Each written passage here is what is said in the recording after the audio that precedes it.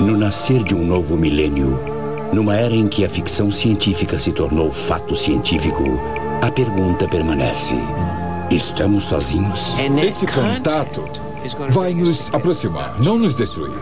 Gillian Anderson analisa a possibilidade da existência de culturas extraterrestres na Semana da Invasão Extraterrestre. Você já assistiu a um filme de ficção científica e imaginou se o mundo poderia ser tão fantástico assim? Se as pessoas que vivem hoje viverão em Marte, se teletransportarão pelo mundo, ou até viajarão através do tempo. Se essas coisas são fantásticas para você agora, pense em como avançamos nos últimos 100 anos.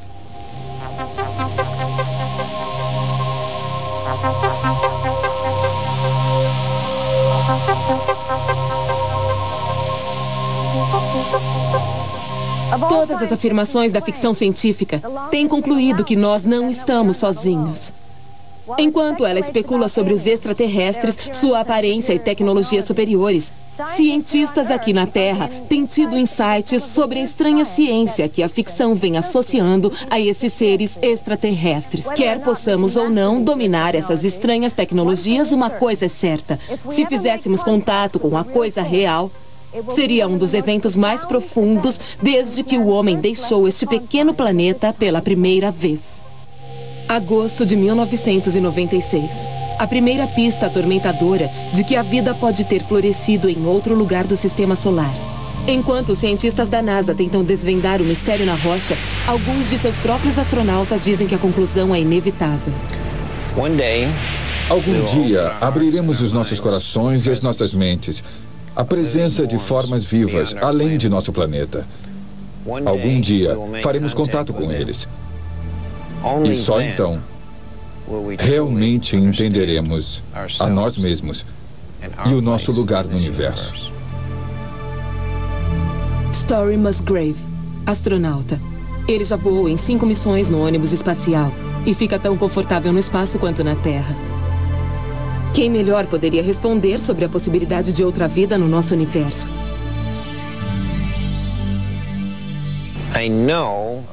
Eu sei, quando estou lá fora no espaço, que existe outra vida lá fora. Eu sei a partir da lógica do senso comum, mas tendo a senti-lo intuitivamente.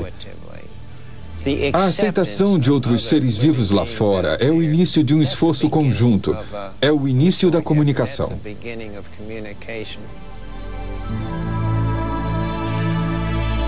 Story Musgrave não está só. A NASA leva a ideia de extraterrestres muito a sério. Em 1992, ela investiu $100 milhões no projeto para ouvir mensagens extraterrestres das estrelas.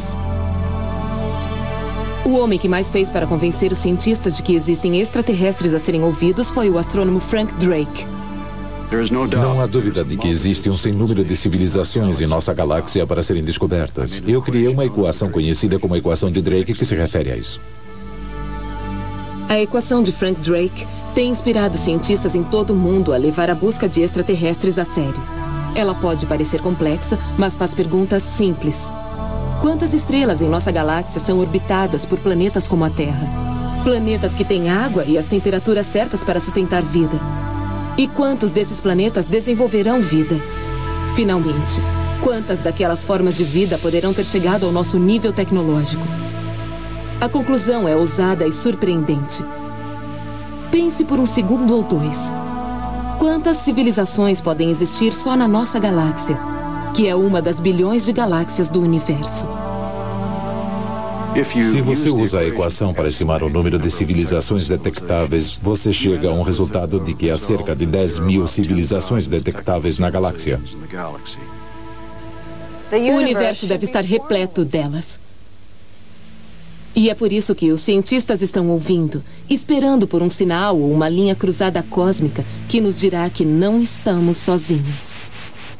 Tem sido um sonho da ficção científica há muito tempo. Quando eu era jovem, achava a ficção científica muito interessante e estimulante.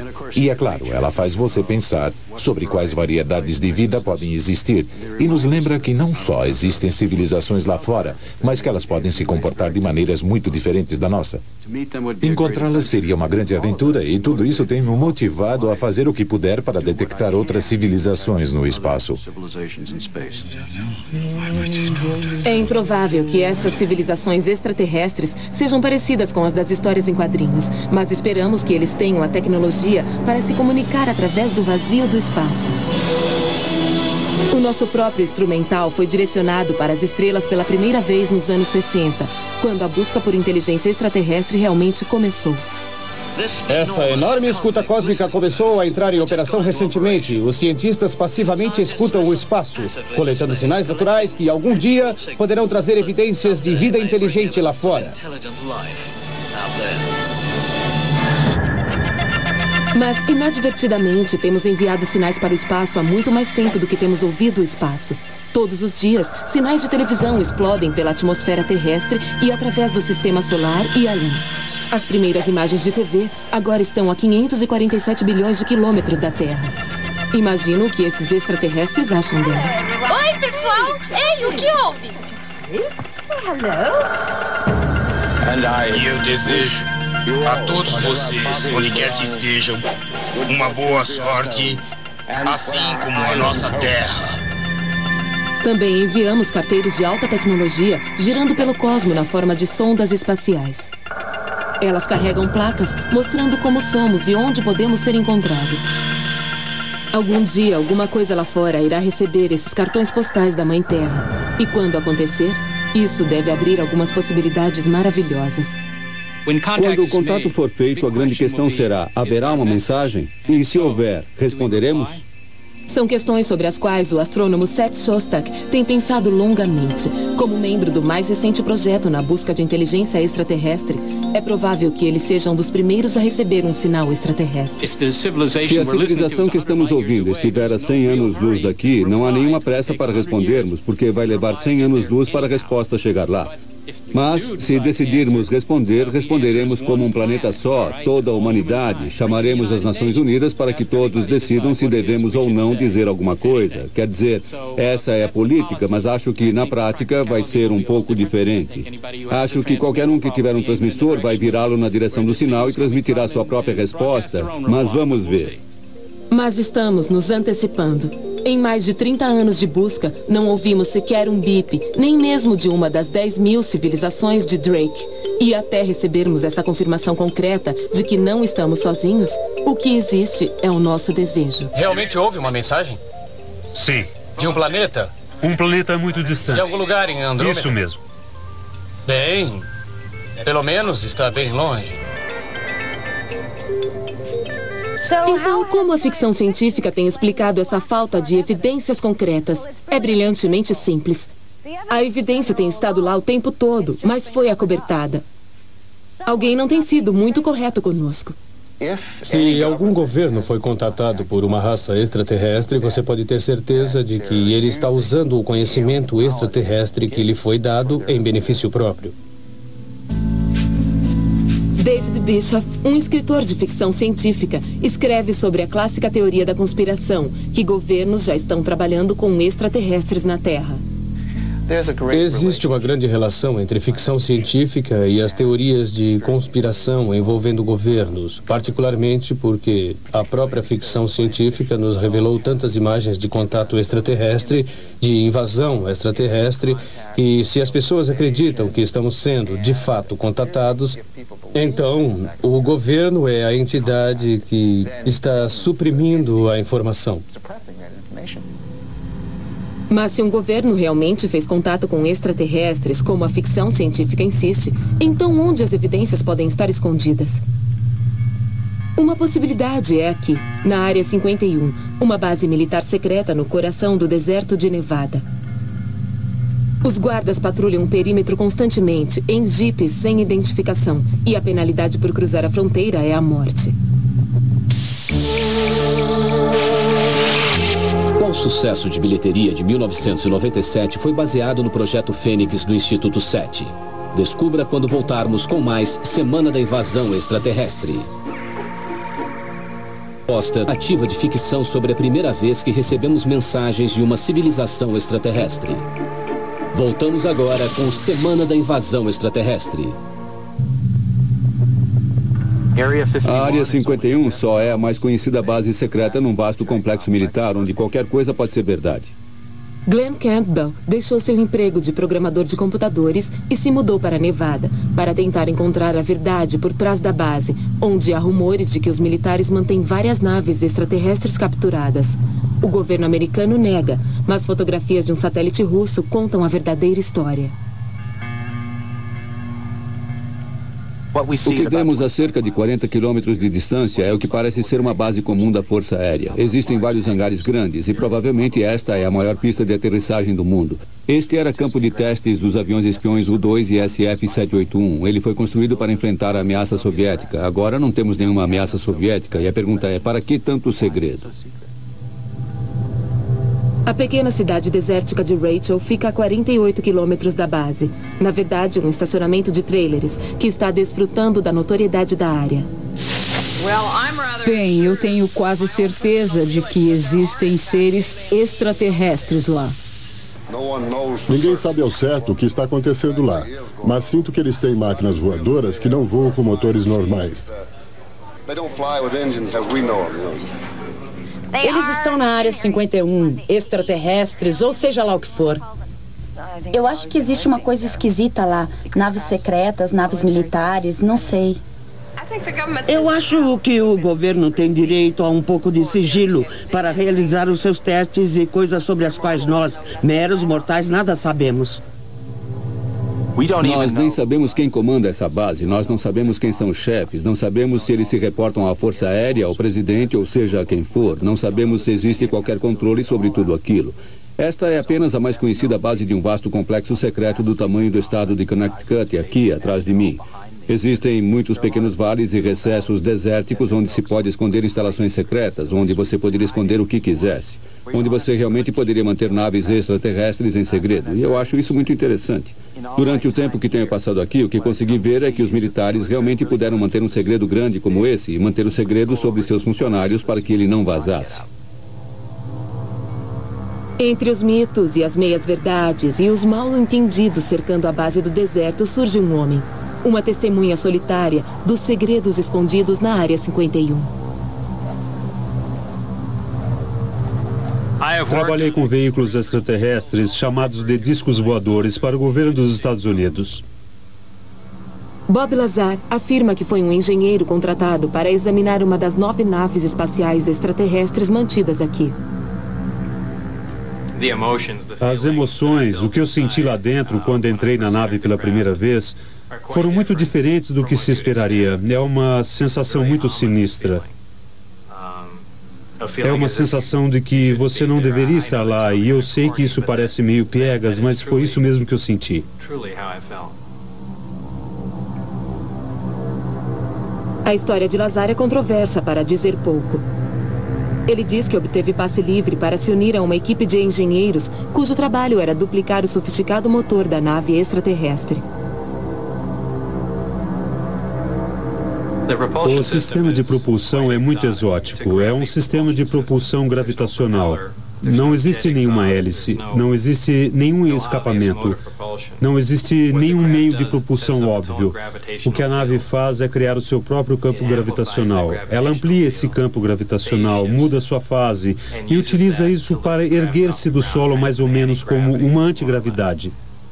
A primeira vez que eu vi o disco voar, ele se ergueu do solo virtualmente em silêncio. Estamos falando de uma coisa de cerca de 16 metros de diâmetro, pairando silenciosamente no ar. Ele foi da esquerda para a direita e depois aterrissou. Não foi muita coisa, mas foi bem impressionante. Lazar não afirma saber de onde vieram esses discos no deserto, nem do que são feitos. Estejam convencidas por sua história ou não, poucas pessoas ficarão satisfeitas até haver evidências concretas. Ouvi pessoas afirmando, tenho certeza que esse tal Lazar só está inventando uma história, ele é um embusteiro e tudo mais. Minha resposta para eles seria, por quê? Por que eu faria isso? Isso certamente não vai me beneficiar em nada, essa coisa tem me perseguido. O que podemos pensar da história de Bob Lazar? Talvez ele esteja dizendo a verdade. Talvez tenha confundido tecnologia militar avançada com equipamentos extraterrestres. Ou talvez esteja lendo ficção científica demais.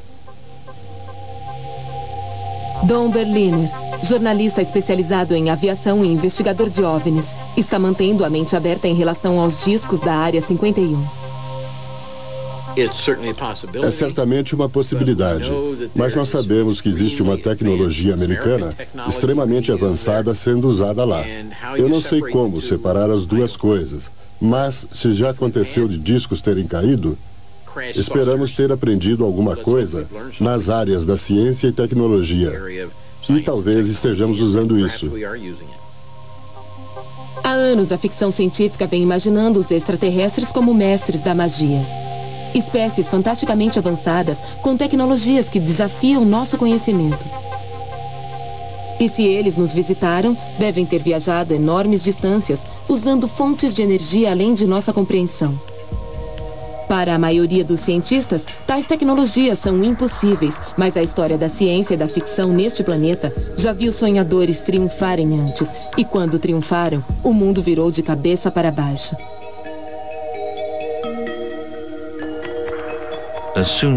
Logo que o mundo das partículas subatômicas se tornou disponível na imaginação, os escritores de ficção científica começaram a ficar muito mais precisos do que os cientistas mais experientes nos primeiros anos do século do poderio atômico. H.G. Wells, em 1913, descreveu com precisão. E nós sabemos agora que o átomo, que antes pensávamos ser duro, impenetrável e indivisível e final e sem vida, realmente é um reservatório de imensa energia. 20 anos depois, Lord Ernest Rutherford, o cientista que descobriu o átomo, ainda estava inflexível, afirmando que o poder desta pequena partícula era meramente fantasia. Qualquer um que procurasse por uma fonte de poder na transformação de átomos estaria divagando.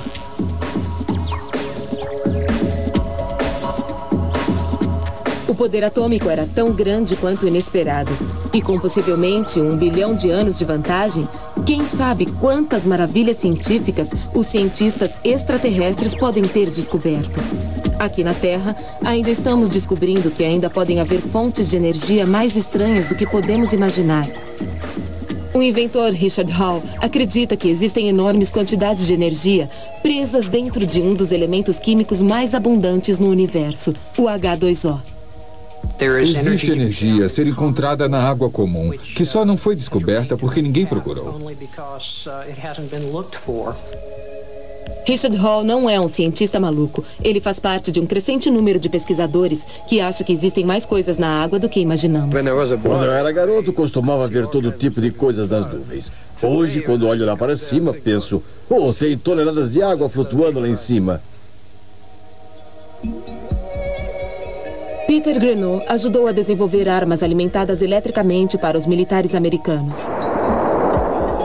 Um dia ele começou a imaginar o que aconteceria se a arma pudesse ser adaptada para disparar água em vez de balas, e se juntou a Richard Hall para descobrir.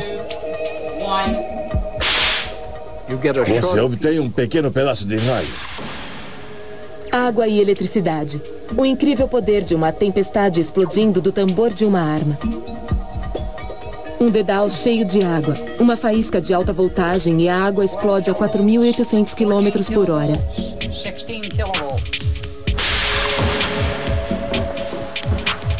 Parece uma perfuração limpa, buracos de 6,5 mm numa placa de alumínio. Passou direto. Mas essas explosões de água eram mais estranhas do que qualquer um deles imaginara. Parecia que a explosão liberava mais energia do que continha. Existe um novo tipo de energia envolvida ali, que desconhecíamos. De onde ela vem? Nós não acreditamos em milagres, e a origem mais óbvia dela era a própria água. E se os extraterrestres estiverem nos deixando pistas na inimaginável vastidão do espaço? Mensagens que estão bem escondidas até estarmos avançados o suficiente? Eu acho que o contato seria o evento mais importante da história humana, porque ele dirá se estamos mais próximos dos macacos ou dos anjos. Arthur C. Clarke, o mais influente escritor de ficção científica do mundo, explorou a ideia de mensagens extraterrestres ocultas em sua famosa obra 2001, Uma Odisseia no Espaço. No filme, os monolitos pretos emitem uma força misteriosa que acelera a evolução humana. Eles estão escondidos no espaço para garantir que este perigoso conhecimento só fosse acessível a nós quando estivéssemos suficientemente avançados para encontrá-los. O Dr. Clarke ainda acredita que essa seja uma possibilidade real. Eu coloquei o segundo monolito na Lua. A ideia era que, até nos qualificarmos, saindo do pré-primário e chegando lá, ninguém estaria interessado em nós. Pode haver outros artefatos espalhados pelo sistema solar, talvez no cinturão de asteroides. Precisamos manter nossos olhos abertos a isso e também para evidências arqueológicas. E no futuro imediato, esses olhos são as sondas que enviamos às profundezas do espaço. A nave orbital Viking 1 já nos enviou fotos impressionantes de outros planetas, e uma delas causou bastante alvoroço. Esta imagem de Marte é de um rosto, que tem 1 quilômetro e 600 metros de largura. Seria uma formação rochosa incomum ou algum deus extraterrestre antigo construído à sua própria imagem? É uma ideia intrigante, mas dificilmente é o que chamaríamos de evidência. Para a maioria das pessoas, a evidência de civilizações extraterrestres é apoiada pelas frequentes aparições de objetos voadores não identificados. Aparições que começaram na década de 40. Remontam ao início de 1947 e formaram a primeira grande onda de aparições de OVNIs dos Estados Unidos. Os relatos chegaram aos jornais e às rádios e havia algumas coisas voando pelos céus e que eram intrigantes. E como a Força Aérea tinha a responsabilidade de proteger o país das invasões aéreas, eles se envolveram e a conclusão foi que realmente havia alguma coisa voando por aí. Não era imaginação. A investigação continuou e acabou sendo conhecida como Projeto Livro Azul. Mas agora alguns acreditam que isso foi apenas um acobertamento. Eles estavam lá para explicar as aparições, não importava o quê. E apareceram com algumas explicações completamente grotescas, que assustadoramente funcionaram. Às vezes eu achava que tinha alguém atrás de mim me incentivando a dizer: "Ah, você não acredita nisso, acredita? Vá em frente, reinvestigue esse caso." Mas por que qualquer governo desejaria tornar claros eventos que, se verdadeiros, teriam uma enorme significância? Aparentemente havia grande preocupação de que se pudesse espalhar que essas coisas eram pilotadas por homenzinhos verdes de Marte e que houvesse a repetição do pânico que supostamente resultou da transmissão de A Invasão de Marte por Orson Welles em 1938. Nosso exército dizimado. Artilharia. Força aérea. Todos dizimados. Esta pode ser a nossa última transmissão. Vamos ficar aqui até o final. O propósito do Livro Azul não era descobrir o que os OVNIs eram, mas sim tranquilizar o povo americano. E funcionou muito bem. Enquanto investigadores como Don Berliner continuam a vasculhar os escritórios de registros atrás de arquivos secretos que podem revelar a verdade sobre os OVNIs, outros acreditam que a verdade está dentro dos cofres da biblioteca da ficção científica. Raymond Palmer é um dos principais elos entre a ficção científica e os discos voadores. Palmer foi o editor de Histórias Extraordinárias nos anos 40 e comprou muito material sobre naves extraterrestres voadoras e sobre a tecnologia extraterrestre de um homem chamado Richard Shaver. E apresentou na época uma visão bastante assustadora da possibilidade de criaturas extraterrestres. Isso foi em meados dos anos 40 e 1947 foi o auge da popularidade dessas histórias. 1947 foi também o ano do muito divulgado incidente de Roswell, quando um disco voador supostamente caiu no deserto do Novo México e foi acobertado pelos militares americanos. Seriam esses relatos o resultado das histórias de extraterrestres de Raymond Palmer ou da paranoia da Guerra Fria que estava tomando conta da América? Eu acho que Raymond Palmer demonstrava um receio de extraterrestres virem nos visitar. E especialmente nas décadas de 40 e 50, com a Guerra Fria, acho que a paranoia estava ligada à ideia de discos voadores vindo de outros planetas e nos invadindo. E David Bischoff não é o único que aborda essas histórias com cautela. Sim, estou ficando meio entediado com todo esse tipo de OVNIs e tenho várias respostas para as pessoas que me fazem perguntas. Digo que já vi OVNIs demais e que se você nunca viu nenhum, não é bom observador. Cada um que eu vi fui capaz de explicar, e esse é o motivo pelo qual nenhum relato de OVNI me interessa mais, a não ser que você esteja perto bastante para anotar a placa dele. Esqueça as placas. E quanto aos extraterrestres? Certamente não poderíamos começar a adivinhar a sua aparência. Segundo a equação de Drake, quantas civilizações extraterrestres existem na nossa galáxia? Descubra a resposta quando a semana da invasão extraterrestre voltar. Estima que podem haver até 10.000 civilizações extraterrestres comunicantes na nossa galáxia. Agora vamos voltar à semana da invasão extraterrestre. Existe um número cada vez maior de pessoas que podem dizer exatamente a aparência de um extraterrestre. Eles já viram? Todos precisamos manter a mente aberta sobre as abduções, porque as implicações delas são tão importantes que, se verdadeiras, podem afetar toda a humanidade. O Dr. Richard Haynes é um comedido psicólogo da NASA durante o dia, mas à noite investiga aparições e abduções de OVNIs.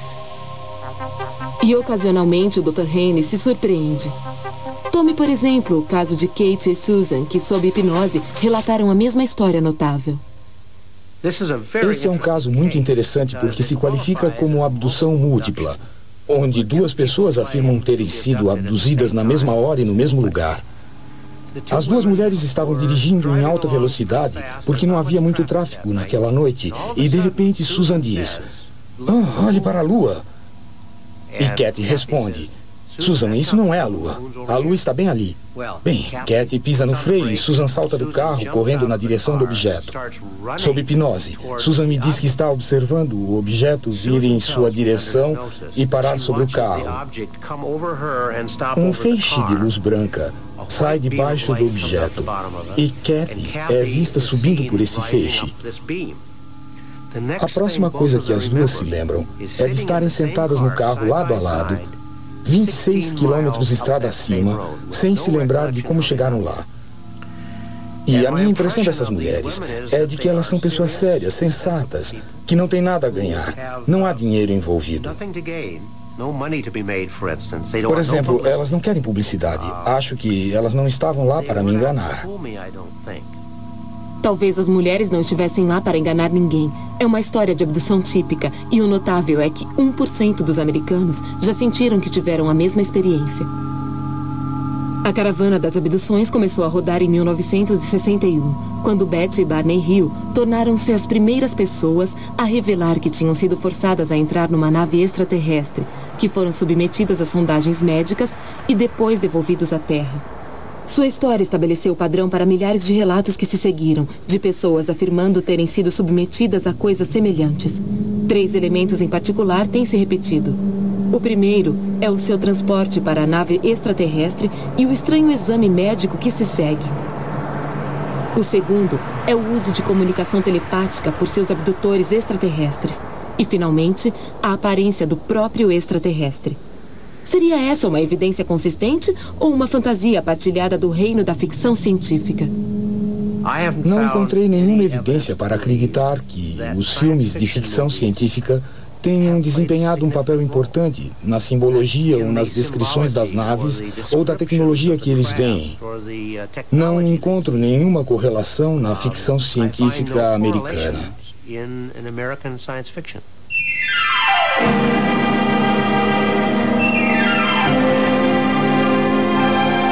Acho bastante provável que daqui a 10 anos as afirmações que as pessoas fazem sobre as abduções de OVNIs serão até mais bizarras do que aquelas que estão fazendo hoje. Robert Schaefer, engenheiro de software e um sério investigador de OVNIs, tem estudado as ligações entre abduções e a ficção científica.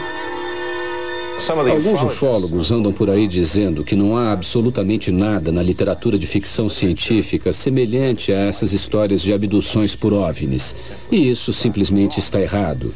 30 anos antes de Betty Hill ter revelado a sua abdução por um OVNI, podemos encontrar nos quadrinhos de Buck Rogers uma abdução por OVNI incrivelmente semelhante àquelas que estamos familiarizados hoje, onde existe uma nave dos Homens Tigre de Marte pairando sobre esta mulher, Vilma, e uma grande garra mecânica a agarra e puxa para dentro. Eles a colocam sobre uma mesa e fazem uma varredura mental. E isso é exatamente o que os extraterrestres estão supostamente fazendo hoje. O antigo filme de ficção científica Invasores de Marte tem semelhanças incríveis com a história que Betty Hill revelou sob hipnose. Solte-a! Solte-a! Mande ele soltar! Você está machucando minha mãe e meu pai! Solte!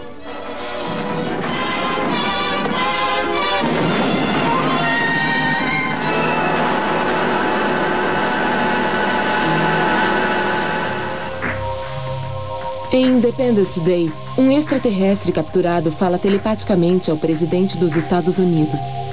A telepatia é uma experiência partilhada por inúmeros abduzidos, mas que John Clute acredita ser pura ficção científica. A maioria das ideias da ficção científica são malucas quando você as vê sobre um olhar prático. Telepatia é loucura, qualquer tipo de leitura da mente é loucura. Mas se você puder argumentar que é possível, então é um tópico de ficção científica, não importa o quão louco pareça. Então existe alguma evidência científica de telepatia? Hoje a percepção extrasensorial ainda é um mistério, mas tenho confiança que no futuro saberemos todas as respostas. Ed May é um físico nuclear que passou 20 anos trabalhando para o Serviço Secreto Americano, desenvolvendo PES para a espionagem internacional. Sua especialidade é uma alegada técnica mediúnica chamada visão remota. É a habilidade natural de pessoas que são capazes de sentar numa cadeira como essa, fechar seus olhos e descrever com precisão algum evento em algum outro lugar do planeta. O primeiro exemplo disso aconteceu em 74 num projeto onde nosso cliente, a CIA, forneceu as coordenadas geográficas de uma suposta área de testes nucleares em Semipalatinsk, no Cazaquistão. O que o médium disse a eles bastou para detonar 2 décadas de pesquisas em visão remota. A pessoa desenhou um enorme guindaste e disse que esse guindaste era tão grande que uma pessoa parada de pé ao lado dele chegaria apenas perto da metade da altura de sua roda. Fotos de satélite já tinham revelado à CIA que o guindaste estava lá. Eles estavam intrigados. Então foram perguntar ao médium, um policial chamado Pat Price, o que mais ele podia ver. Pat produziu cadernos de anotações bastante grandes, cheios de dados, alguns corretos e alguns incorretos. Uma das coisas que ele pôde ver foi trabalhadores dentro de um edifício soldando uma esfera gigante. Só 3 anos depois, a CIA descobriu que a esfera era real. As notáveis revelações de Pat Price seguiram-se mais de 30 anos de pesquisa sobre vários tipos de telepatia. Nesse período, Ed May compilou uma montanha de dados que juízes independentes têm estudado em detalhe. Nossos dados foram comparados com os dados de outros no mundo todo por estatísticos e psicólogos, e no final eles dizem que há alguma coisa, que a PES é real. Mas estarão os extraterrestres utilizando esse pequeno efeito mediúnico? John Clute não está convencido. Eu acho que existe um enorme desejo humano de acreditar nesse tipo de coisas. Acho que as pessoas que acreditam em telepatia são exatamente as mesmas que acreditam em OVNIs. Exatamente o tipo de pessoas que acreditam terem sido abduzidas por extraterrestres. Como muitos outros, John Clute acredita que a nossa percepção dos extraterrestres nos revela mais sobre nós mesmos do que sobre eles. Os extraterrestres antes de Darwin não eram como os entendemos. Os extraterrestres antes de Darwin eram paródias de nós mesmos. Elas incluíam criaturas com cauda, com olhos grandes, de cores diferentes, mas tudo isso era baseado na imaginação, não em qualquer tipo de argumento sobre como seria exatamente uma outra espécie. Depois de Darwin, o extraterrestre passou a ser compreendido como tendo evoluído num ambiente diferente. Por exemplo, em H.G. Wells, temos os marcianos guerreiros que não podem suportar a nossa gravidade. Significativamente, esse é um argumento evolucionário. Eles não podem suportar as nossas infecções bacterianas, então todos morrem em Primrose Hill. Na metade do século, era a Guerra Fria que estava moldando a nossa visão do extraterrestre. A maioria dos extraterrestres era gente comum, e isso atingiu a consciência popular no início da década de 50. Eles essencialmente mudavam de forma. Eram alienígenas ou estrangeiros, porque os espiões eram estrangeiros. Alienígenas no sentido de que as bactérias que nos invadiam e nos transformavam em comunistas eram do estrangeiro. O filme mais famoso da década de 40 é Os Invasores de Corpos. São casulos que não têm nenhuma outra função, exceto a de nos duplicar. E quando fazem isso, ficam exatamente iguais a nós, exceto que não somos nós. É pura paranoia. Pure paranoia. Jack Cohen é um biólogo evolucionista que dá consultoria para escritores de ficção científica sobre a teórica aparência dos extraterrestres. Ele não vê possibilidade científica de mudarem de forma. Nos anos 50 havia muita conversa sobre extraterrestres que eram como camaleões, que mudavam de forma. E não acho que um extraterrestre de verdade fizesse isso, porque teria que obedecer às leis da física. E sua massa teria que ficar constante como um lobisomem ou como um vampiro. O vampiro não pode se transformar num morcego porque ia sobrar muita coisa, e vice-versa. Mas enquanto Jack Cohen acredita que eles não podem mudar de forma, acha que é possível que eles possam disfarçá-la.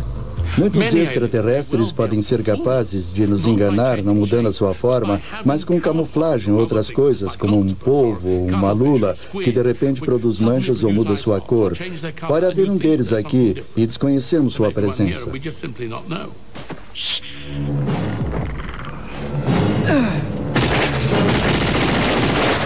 O filme O Predador é o melhor exemplo de batalha contra um extraterrestre com uma vantagem tática peculiar.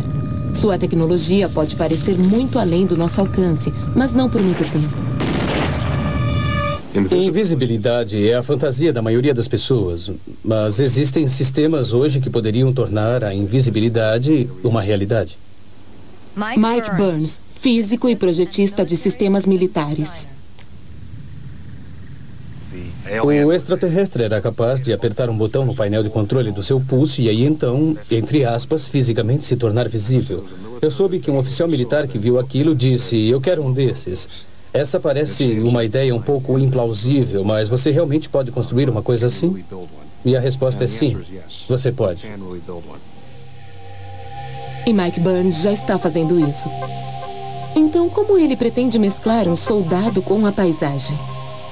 Você teria que fazer uma leitura do que está atrás de você e depois transferir a informação para o primeiro plano. O homem invisível de Burns usará um traje de tecido condutor de eletricidade coberto com sensores reflexivos inteligentes. Mudando seu ângulo e cor, esses sensores projetam a imagem do fundo para sua frente. Se você tivesse uma imagem perfeita disso, ele então estaria perfeitamente mesclado ao fundo e você não o veria. Se não for uma imagem perfeita, você verá algo levemente distorcido. Parece uma coisa que é como o fundo, mas existe outra coisa no caminho. Eu não sei se é uma sombra ou uma árvore. Se você está a uma certa distância, não dá para saber. Parece fantástico, mas a tecnologia já está aqui. Existem sensores e dispositivos suficientes por aí, o que indica que você pode realmente colocá-los juntos e fazer esse sistema acontecer.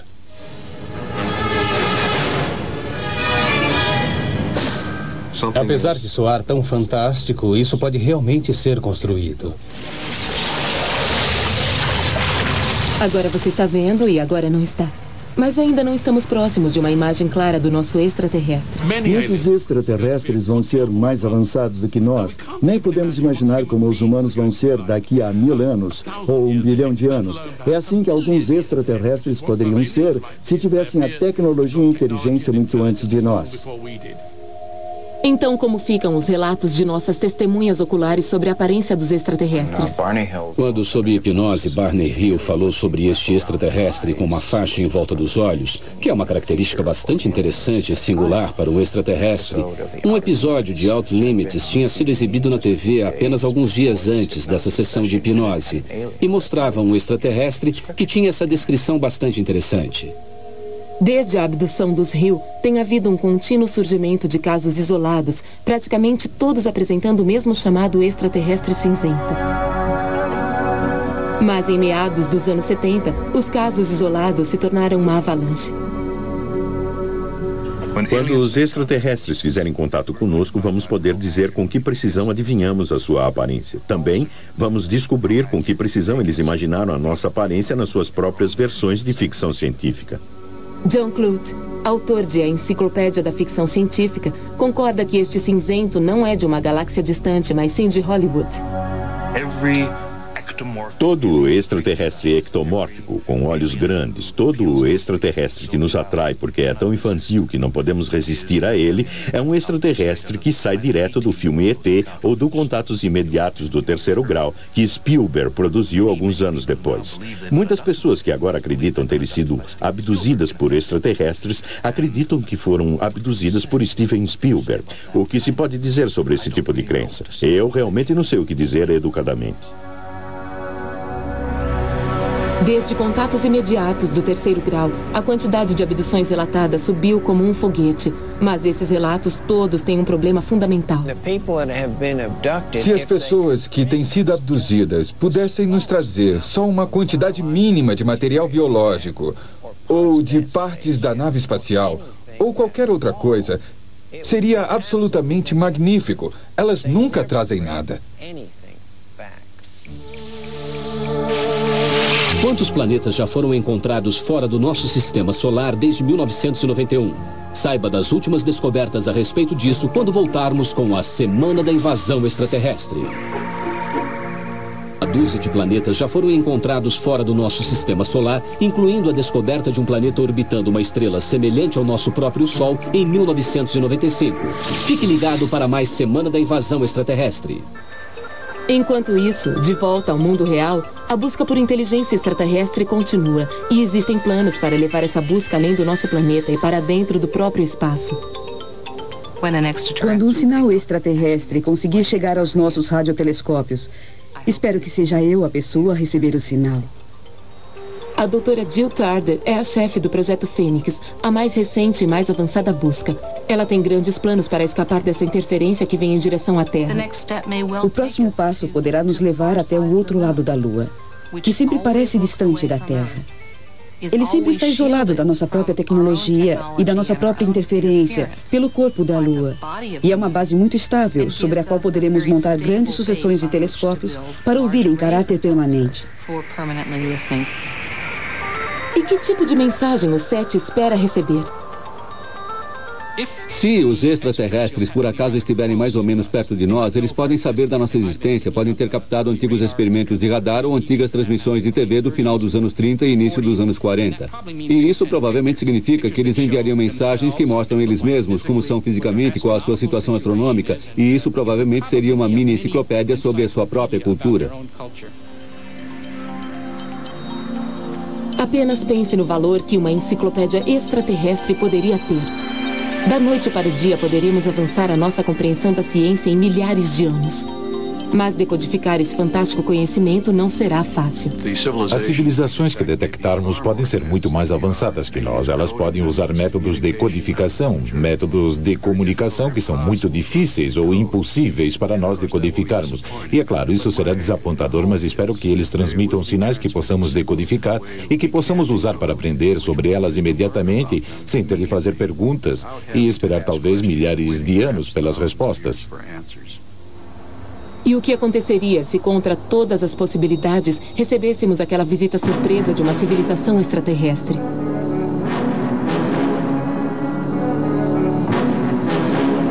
Provocar o extermínio de todos os seres humanos.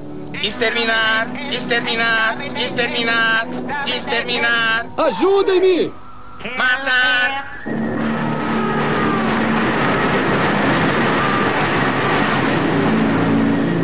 É verdade que as histórias de ficção científica humanas frequentemente retratam os extraterrestres como perigosos ou hostis, mas isso não é baseado em qualquer ideia de como eles realmente podem ser. Simplesmente é que faz um bom livro com histórias fascinantes.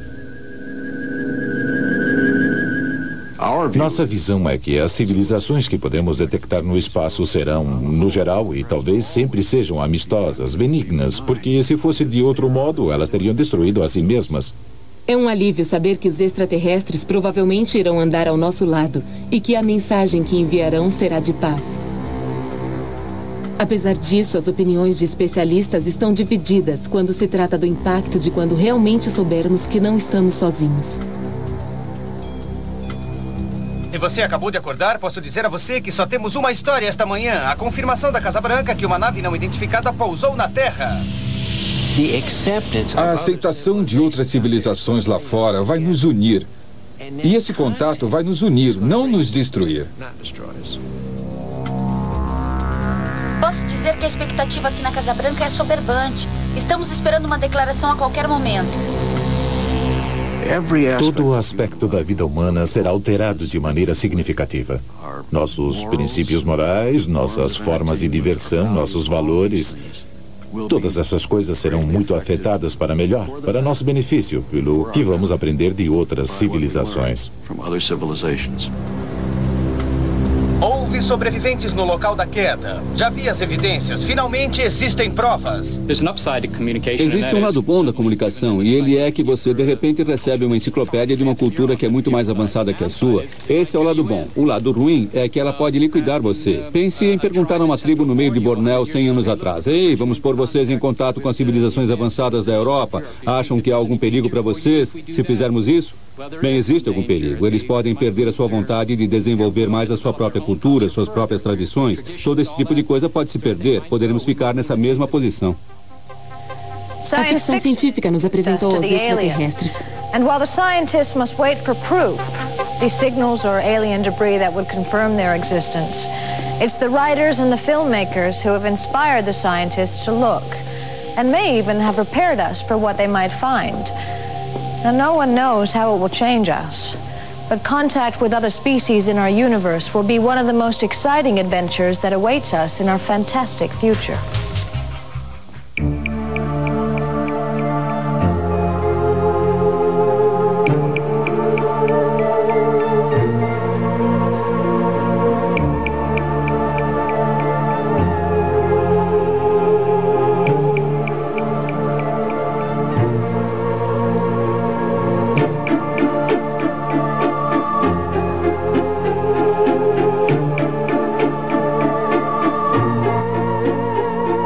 Até o